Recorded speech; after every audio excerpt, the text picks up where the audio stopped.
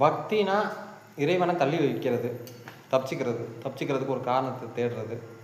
நாம் உலக விஷயங்களையும் ஒரு நாட்டத்தை வச்சுக்கிட்டு ஒரு கையில் இறைவனை பிடிச்சிக்கணும், ஒரு கையில் சம்சார வாழ்க்கையும் பிடிச்சிக்கணும் அப்படின்னு சொல்லிட்டு நமக்கு நாமளே ஒரு கண்டுபிடிச்ச ஒரு கோர்ஸாக கூட நம்ம சொல்லலாம். கொஞ்சம் அதில் அன்பு இருக்கலாம், கொஞ்சம் அதில்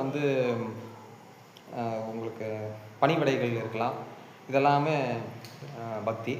ஆனால் ஞானம் அப்படின்னு கேட்டுட்டிங்கன்னா, இறைவனை எப்போ நம்ம தனக்குள்ளே வச்சுக்கிறோமோ, இறைவனுக்கும் நமக்கு எப்போ தூரங்கள் குறையுதோ, இறைவனுக்கும் நமக்கு எந்த ஒரு வித்தியாசம் இல்லாமல் போகுதோ, நான் அகம் பிரம்மாஸ்மி, நானே அவன், அவனே நான் அப்படின்னு எப்போ தெரிஞ்சுக்கிறோமோ, எப்போ முழுமையான பரிபூர்ண சம்பூர்ண பரிபூர்ண சமர்ப்பணம் சரணாகதி அப்படின்னு அர்ப்பணிக்கிறோமோ, பூக்கு பதில் நம்மளோட மனசை வைக்கிறோமோ, அபிஷேகத்துக்கு பதில் நம்மளோட எண்ணங்கள் குவியலை அவருக்கு மேலே செலுத்துகிறோமோ, தியானத்தை செலுத்துகிறோமோ, அவருக்கு வஸ்திரு அணியும் போது நாமளே அவருக்கு போர்வையாக மாறுறோமோ, அப்போ தான் ஞானம் வரும். அப்போ ஞானம் தான் உயர்ந்தது. பக்தி என்பது ஒரு சேஃப் சைடாக நம்ம ட்ராவல் பண்ணுறதுக்காக நம்ம ஞானத்துலேருந்து கொஞ்சம் டிகிரியை கம்மி பண்ணிக்கிறது தான் பக்தி.